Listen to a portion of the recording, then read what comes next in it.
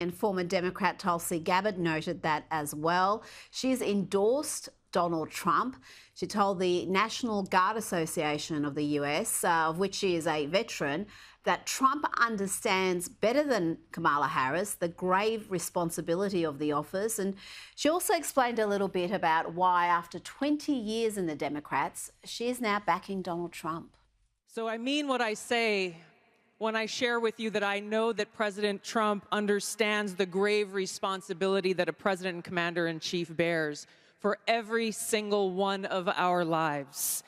Whether you're a soldier, you're an airman, a Marine, sailor, or a coastie, he keeps us in his heart in the decisions that he makes. We saw this through his first term in the presidency, when he not only didn't start any new wars, he took action to de-escalate and prevent wars. He exercised the courage that we expect from our commander-in-chief in exhausting all measures of diplomacy, having the courage to meet with adversaries, dictators, allies, and partners alike in the pursuit of peace, seeing war as a last resort. The truth is, as we head towards our decision as a country in November, the same cannot be said about Kamala Harris.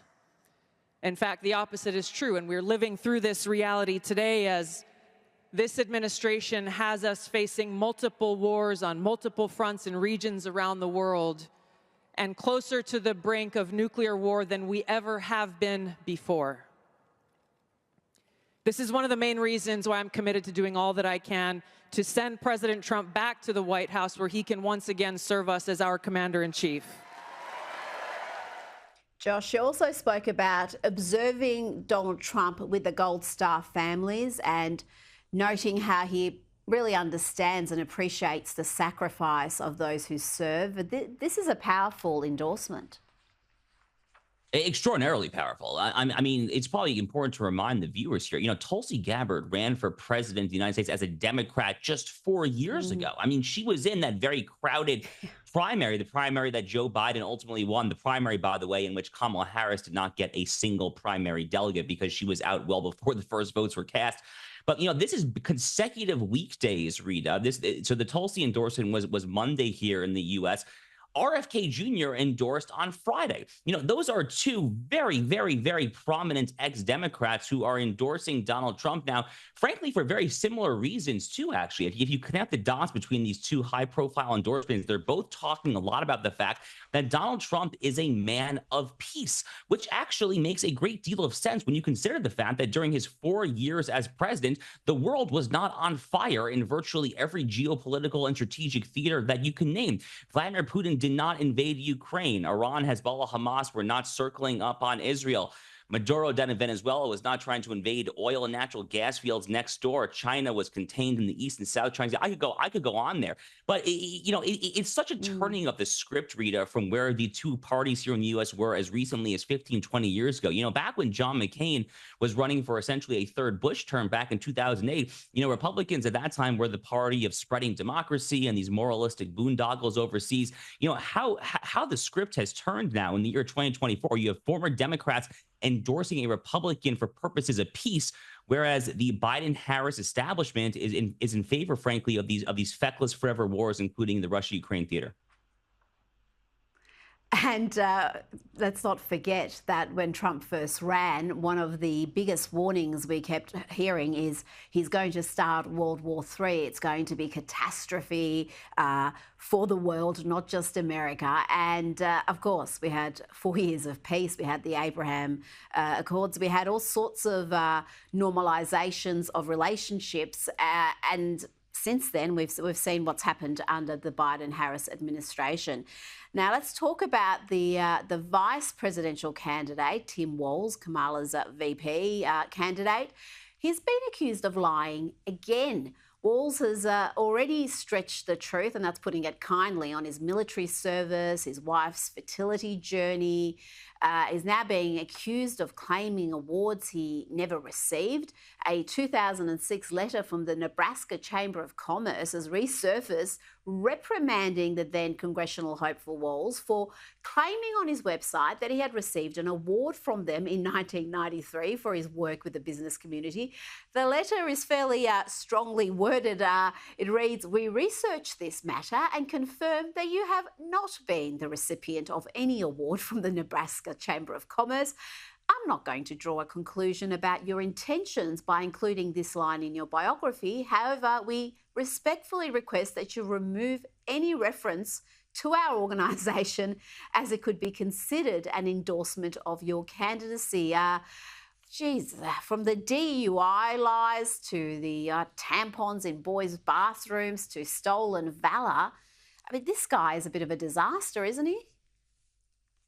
Yeah, he really is. And, when you consider how Tim Walz progressed, I guess would be a polite way of putting it. I guess Barack Obama would call it evolved. When you look at Tim Walz's evolution from when he was a congressman representing Minnesota to his time as governor, you see how dishonest this man is. And I say that because when Tim Walz first ran for Congress, it was back in 2006, which was a difficult cycle for many Democrats, and he was running actually in a Republican-leaning district. He actually took many right-of-center positions. He stood for relative fiscal sanity, actually. I mean, this is the guy who now is saying that one person's socialism is another person's neighborliness. Back then, he was preaching fiscal sanity. He actually even garnered an NRA endorsement. He was a defender of the Second Amendment, of your right to keep and bear arms.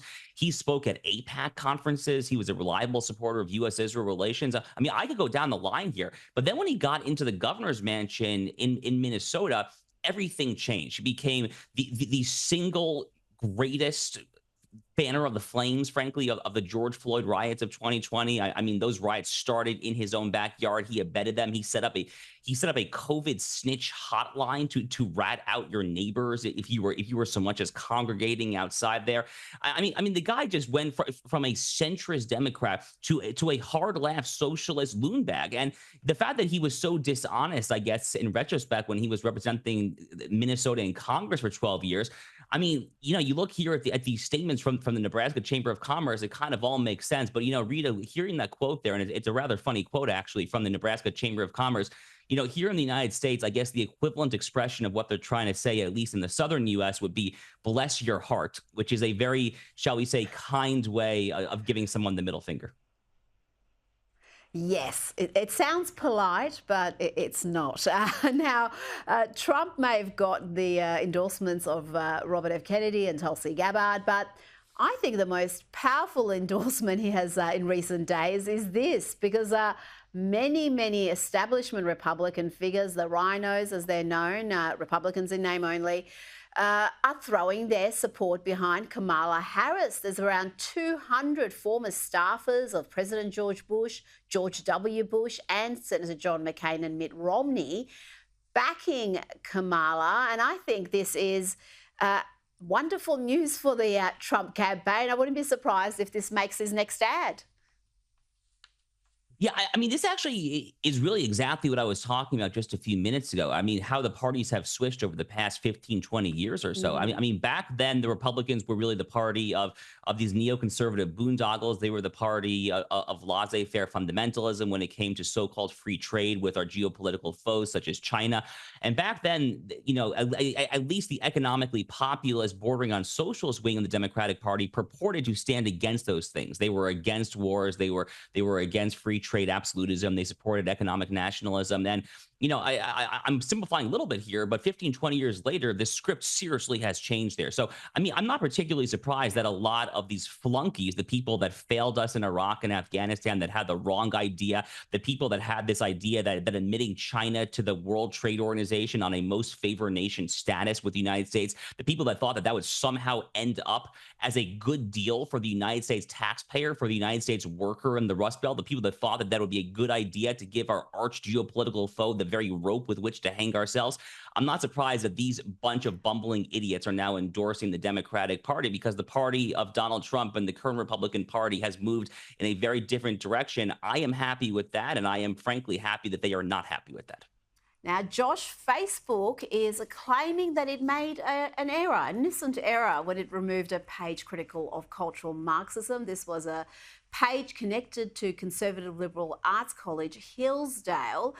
But these mistakes are happening way too often near an election, and it always seems to be in the same direction. They claim it was just taken down in error, it's been restored, but I'm a little bit dubious of that because I see this over and over again. And as I said, it seems to be these mistakes are only ever made against conservatives. Yeah, it's tough to say what's happening in Meta right now. Mark Zuckerberg is actually giving us very mixed signals. So it was actually, less than 24 hours ago that he sent a very interesting letter, Rita. I actually just saw this letter just an hour or two before I hopped on with you. And in this letter that Mark Zuckerberg wrote to Congressman Jim Jordan, the chair of the House Judiciary Committee, the strong conservative from Ohio, in this letter, Mark Zuckerberg actually, one, admits that the Biden administration was coercing Facebook to censor COVID-related speech. And then he says that he regrets not speaking up in hindsight because the government's trying to censor Facebook is actually wrong. So he's trying to do a bit of an about face here. And I also note that after the near Trump assassination in Butler, Pennsylvania last month, I also note that Zuckerberg had an interview where he said that Donald Trump came off looking like a total badass, frankly. So, I mean, I'm not sure exactly what Zuckerberg is thinking these days. He's giving us very mixed signals here, to be honest with you. What I do know is that I have long been of the opinion that we need something closely approximating common carrier regulation, the same way that your cell phone is regulated and you can't censor on the basis of content there. That is the way it should be for the social media platforms as well. And I think that's precisely what he's terrified of and why he can read polls as well as the next person, despite Kamala's resurgence. I think he's expecting a second Trump term.